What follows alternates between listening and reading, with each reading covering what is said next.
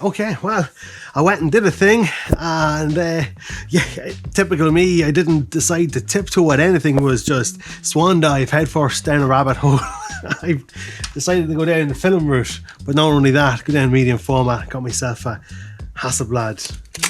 Oh, that never gets old. Oh, we just listen to the best part, ready? Yeah. Before we get into this, let's see, how did this all start? So let's go to the beginning.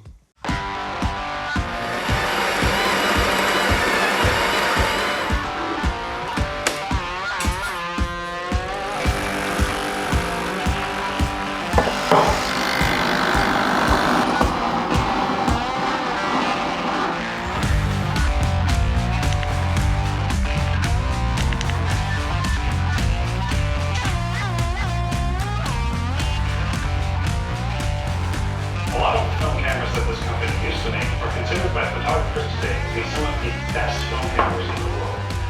And today, I'm going to be shooting with one of them. I don't really know where to begin with this. It's an idea I've had, I want to say 18 months, and I just can't shake it.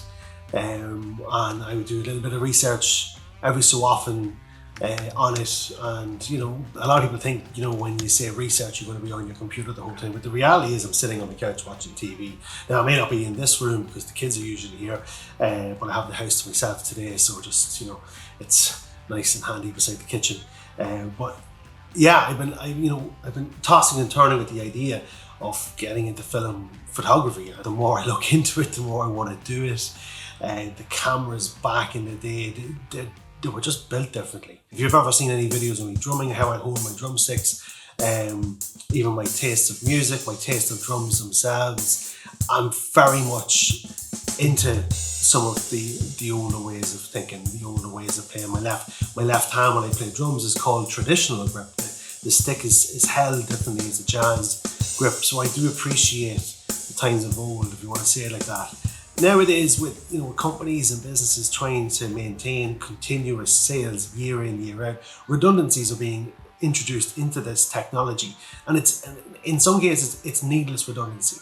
Where you look at like a Hasselblad, designed in the 50s, made to last. You could buy a camera from the 50s, and you can still find people who will service it, maintain it, and you can continue to use it. Now, granted, the parts aren't being made anymore. That's one of the risks. That's one of the things that puts me off getting into film photography, is the fact that you could spend so much money on these cameras and there's no guarantee that in a month's time it doesn't become just simply a beautiful ornament. But what you can do with them in that meantime, that's what attracts me to this. And this is, you know, it's just, I'm just spending so much time just looking into this and just wondering, would I be stupid not to?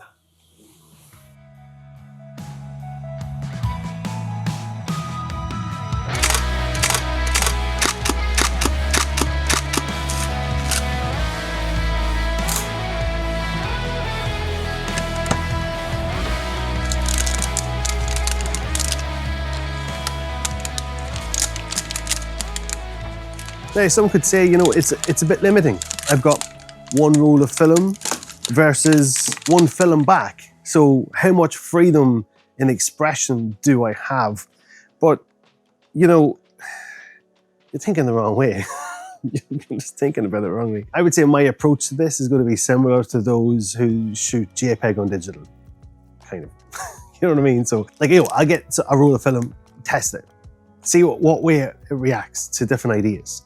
And then once I know those ideas and those limitations and directions, then when I pick up a Gold 200, I know exactly what I need to do with that. Or for a TRX 400, I know what needs to be done with that. You know, a Delta 400 is something different. All of these things have different characteristics that come into play. I have a CineStill 50D that I'm actually quite worried about using. It's expensive, and it has this red halation in the highlight blooms, which from seeing on YouTube now and different people using it, I don't know if it's for me. And it's €25 for a roll. It's like some of these rolls are ridiculous in price. I have not had film in this in a couple of weeks, in about 2 weeks or so. So I just thought, I'm after finishing a shoot with a real estate agent, so I would just come in here, maybe air out some of my thoughts here on this here, get some angles. So this video I've been doing has been my thoughts over the last number of months, and I've just been, you know, exploring it, kind of like a, I don't want to say it's a vlog, you know, I'm not great at doing vlogs. So, oh, will I get it? Will I get it in one? Oh, I did. Oh, look at that. Look at that. Oh, isn't that a beauty? That is just, look at that. All the glue residue is gone. like I'm still learning, so I don't know if it's important to get all the glue and, you know, all the little extra bits of paper, but that is the first time that has come off nice like that. Normally it's stuck on, I'm like scraping my hand on it. The loading of the film. Oh, wait, do I want to do this? I want you here. I would like you over here, and you can stay over there. How's it look in the shot? Kind of, there's a look in the shot. Maybe put it there. I didn't slide it on the table. So yeah, no, I noticed that I was just getting a bit of a craving to go out and photograph, and I hadn't got anything ready to go, so just thought while I could, I would, and now I'm in here. Still learning, but you know, there's something nice about the process. Even just doing this, you know, like you have to turn the dial here, loosen here, pull the film through, pull it round. I'm getting much better at this as well. We're gonna go here and we're gonna turn this. Right, you're held in place? Good. I find if you talk to it, kind of does what you want it to do. Now, where is the thingy bob? Oh yeah, here. I just need to turn. Is that right?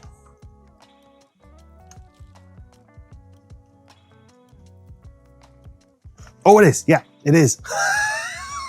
It's been weeks. It's been weeks since I've done this. There's an arrow here, and then the arrows come round, and you bring them round to face the arrow. And there we are. Job's a good one. Yeah. Whew. I thought that was my first row that I messed up. I actually haven't, just by chance, I haven't messed up a road since I got one. Again, the joys of YouTube. You know, you can just watch some videos and learn how to do it. And there we go. This one is ready to go. Yeah. Officially ready to shoot. Now, everyone has told me that when you get into film, it slows you down. But if you've ever seen me at landscape photography, or if you've ever been on a shoot with me, you know I'm the slowest person there on the shoot. It's probably one of the reasons I don't usually go on shoots with other photographers, is that I'm usually the slowest in the group. So what I've noticed with film photography is it hasn't slowed me down at all, except for metering. Metering's the one thing that has really and truly slowed me down. And I've got a much better appreciation for metering, considering that I do think that we take it for granted these days with how good metering is in our digital cameras. But for me, the process for setting up and all the rest, still the same. Like, to say that film's gonna slow you down, have you ever done product photography? It's so slow. It is ridiculously slow. Oh, I am so small. It is literally, oh, look at that. Oh no, I just love looking through. Even here where I'm looking through the magnified part of it, it just looks so good.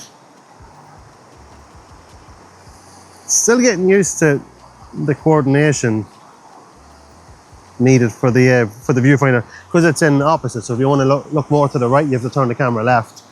You always have to remind your brain about that. I need to move back. Let's have a look here. We get the shot here. Oh, it's too wide. Oh, this is the challenge I've had, because I've switched to a 35mm equivalent. I usually shoot very, very wide. When I get 2 trees into this scene and I can't get the 2 of them, so I'll just make do with one.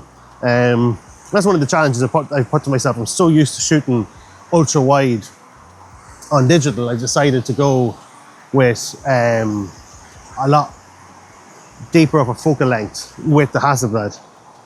And it's a nice challenge. And then shooting in square format as well. I've heard a lot of people say they can't get their head around it. I haven't had that much of a problem with it. Except for here, the glare above with the sky, I can't see what I'm doing.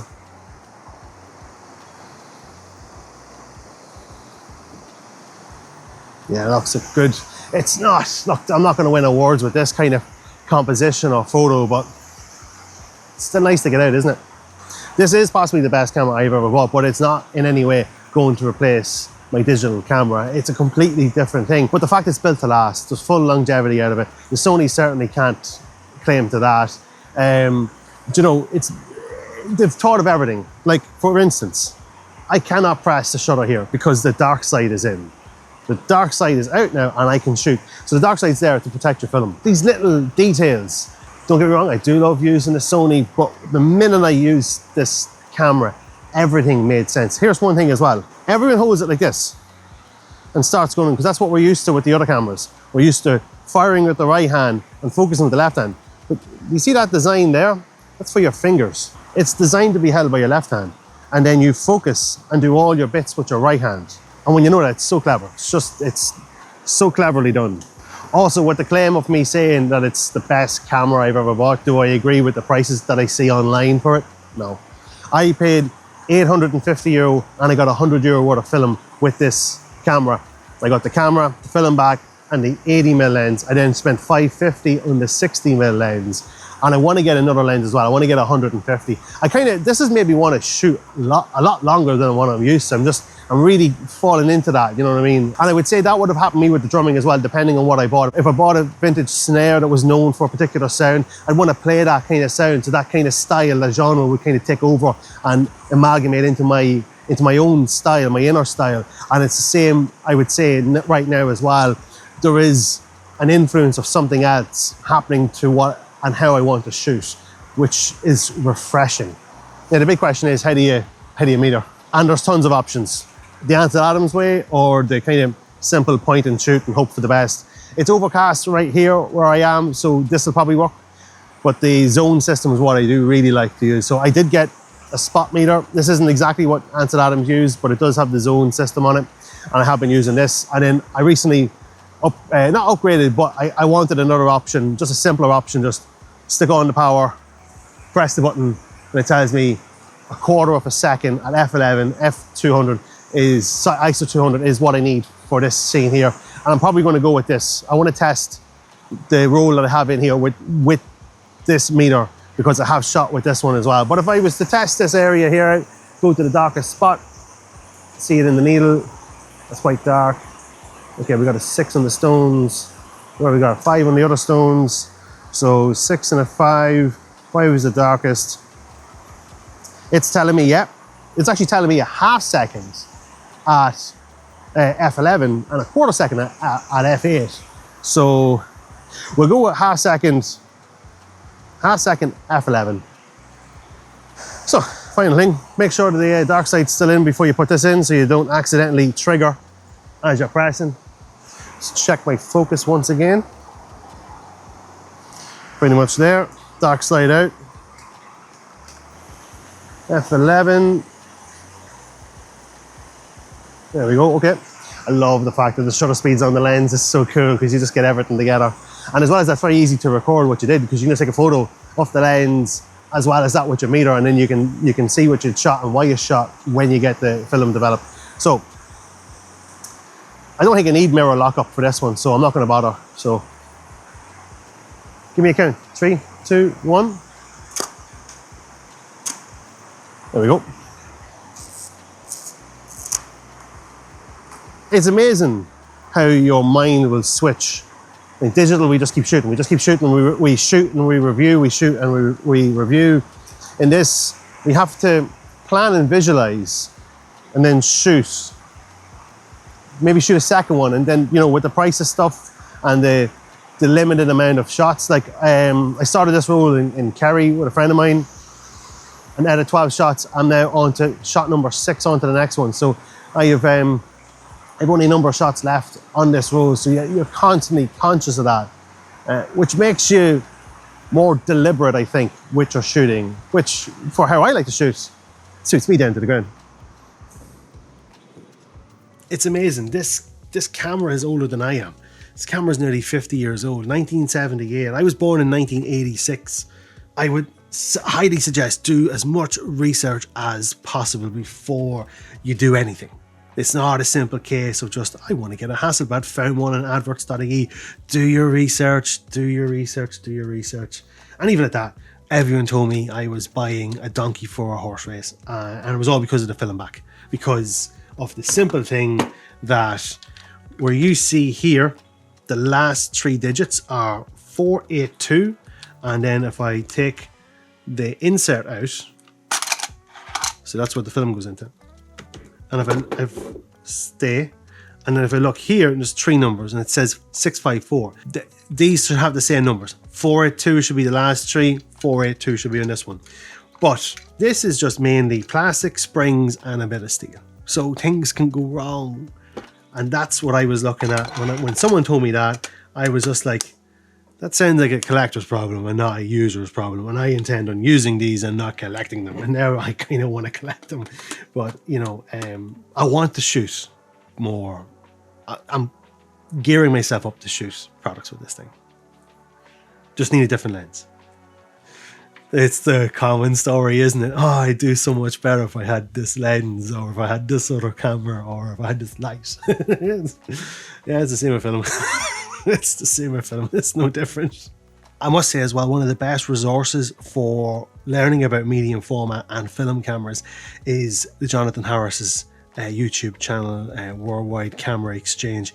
He knows everything about these cameras and he goes through them on the ins and outs. He has a buyer's guide. It helped me loads when I was actually deciding on getting the Hasselblad. Him and the 120th are the best pages. I know people are, you know, they're all for the Grainy Days and Kyle McDougall, but for these ones that are camera driven, I think these offer a lot more when it comes to learning. The rest is more, I find, are better pages for learning film photography. But if you want to learn about the cameras, the operation of the cameras, buying guides, the 120th and Jonathan Harris are absolute gold. This video has been a mix mash of loads of different stuff because I've been recording over the last number of months and I've been repeating myself, forgetting what I spoke about, recording it regardless, and then trying to piece it together in the edit. So just to close off this mess of a yet again Duffy has spent, I am loving my decision into getting into film photography. So the one thing I would love you to take away from this video is, if you are tiptoeing towards it, do not be afraid. You don't have to spend the equivalent of a small car on a collectible. You can find them, you can look for them, you will find some deals. Like I said, 850 with a lens, €100 worth of film, upgraded winder with a built-in light meter. There was a handle for this as well that I don't overly like. But then on the other side of things, this folding camera is only €15 on eBay, plus the same for postage. I paid nearly more in postage. Don't fully know if it works. It's firing. It's firing. You can see it there. Yeah. So again, leaf shutter, medium format, 6x6, 6x9, 12 photos in a roll, 8 photos in a roll. Or if you mess up your roll like I did, 4. But yeah, look, this can be a rabbit hole. I'd love to get a collection of cameras going. I don't really want to spend a massive amount of money on the camera, so I will be avoiding the collectibles and I'll be going for similar ones or just ones with a good value for money. There are a couple of Nikons that have my eye, like an F4 or an F5. I've been watching like Jurassic Park, and in Lost World an F5 was what they used, and that's what I loved as a kid in the 90s. Yeah, I'm kind of exploring that, some of the spy type cameras as well. I think they look cool. Throughout the next year, I'm going to put a day dedicated to film photography on this channel. So if you're interested in seeing more, keep an eye out for that. I'm going to be changing the channel a bit as well to be a little bit more into teaching and less about gear reviews. So I'll have a day for film, I'll have a day for digital, and then in between those weeks and stuff, I will do the gear reviews as they come in. I hope you enjoyed this video. Hope you got something from it. If you're thinking about getting into film photography, I would highly recommend it. It's a lot more capable than you would kind of think, or maybe I was on the worst kind of assumption going with it, and I've been really impressed by it. I want to do more with it. Like I said, I want to kind of get into maybe doing some product photography with it. I will need a different lens. A 50mm equivalent lens is just not going to fully cut it, so I will be looking towards maybe a 150mm, and I'll go with the newer CF lenses as opposed to the original C's. If you want, let me know in the comments, should I be doing like a buyer's guide and what I have found with the Hasselblads and such, and I will at some stage talk about what all the rest of these things are. Like this for the Hasselblad, this was just an ornament gimmick. Could work, could be cool. it's a cool yoke anyway. So I hope you liked the video, hope you enjoyed it and you got something from it. If you did, give the video a like and maybe subscribe to the channel to see more videos like this. Ring the bell to get notified every time I post up a new video, and find me on all the social medias under Mark Duffy Photography. And until the next time, later gators. I stood up to turn that off. Do it again.